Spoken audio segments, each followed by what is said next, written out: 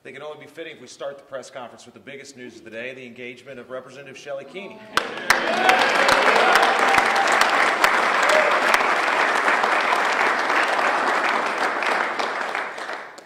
Well, thank you all very much. We are very excited to be at the end of what has been a very successful legislative session.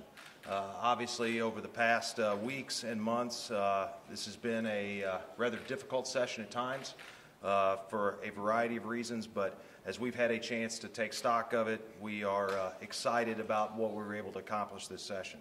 We were able to send to the governor's desk what I think is a very solid education transfer and education reform fix, a budget that invests more in education than we ever have before. Welfare reform was a signature piece for us this session, as well as medical malpractice reforms. And it goes without saying that the municipal court reform legislation, Senate Bill 5, was one of the true highlights of the session. Very glad that we were able, I said last night that the House was going to get back to work today, and with the help of my colleagues, that's exactly what we did. The House, I think, truly agreed and sent to the governor's desk 31 pieces of legislation today, including the FRA funding, Senate Bill 210, bills to make protective orders for victims of sexual assault, and legislation making it easier for people to invest in higher education. So we're very excited about those accomplishments. I'm excited for this caucus, and I'm happy to answer any questions. House Democrats are accusing the House of killing the deadly force bill by Senator Dillon. How would you assess that? Well, I think that's absolutely incorrect. We sent that bill to the Senate. It's a bill that I know a number of Democrat senators are concerned about and like and wanted to see pass. They were in session for several hours after we sent them that bill and had every opportunity to pick it up, and they took up legislation and passed it after we sent it to them. And some Democrats are saying that the session as a whole, both chambers didn't do enough to address the issues that came out of Ferguson. Some Democrats are leveling that, specifically of your predecessor. What do you as a speaker see as the needs in Ferguson? Did the legislature do enough there this year? Is there more needs to be done?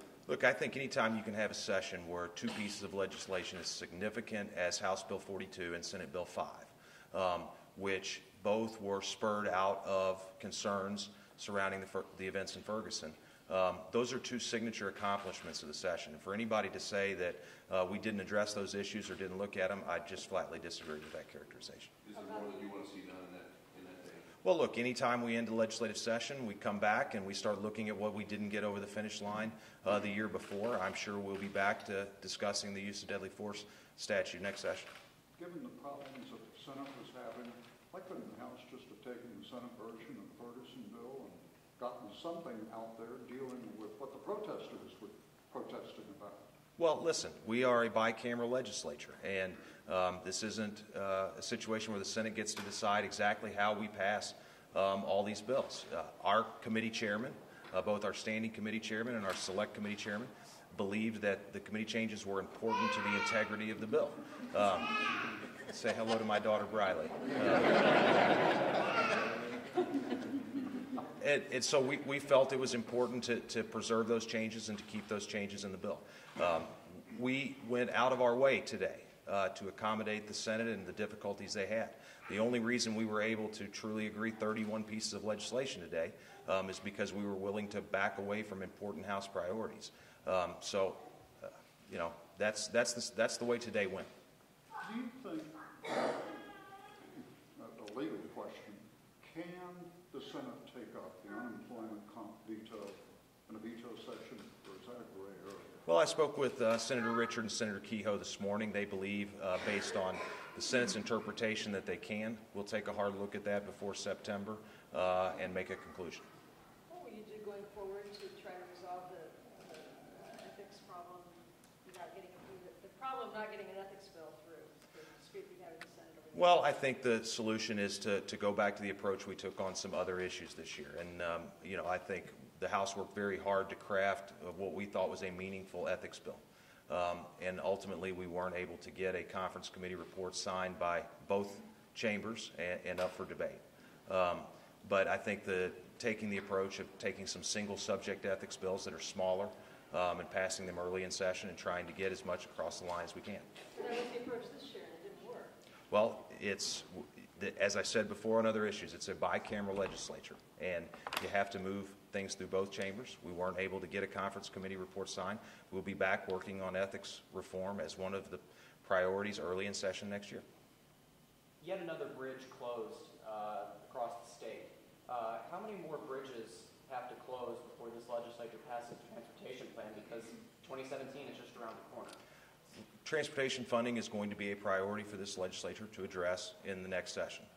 And we have a good team that's going to be working on what those proposals are going to be, and we'll be ready to come forward with solutions in January. Has the governor come to you with any plans? Because he said, we can look at toll roads, we can look at a gas tax increase, but gas tax increase died in the Senate. So has he come to you or the leadership and said anything? I spoke to the governor last night, and that was the first time I've spoken with him since September of last year. Is transportation or anything else for that matter something that you want, maybe is something to look at in the interim, for your interim? Well, we have existing standing committees and select committees on transportation. My intention is to ask those members, along with members of our budget committee, to start working on what our available options are. Thank you all very much.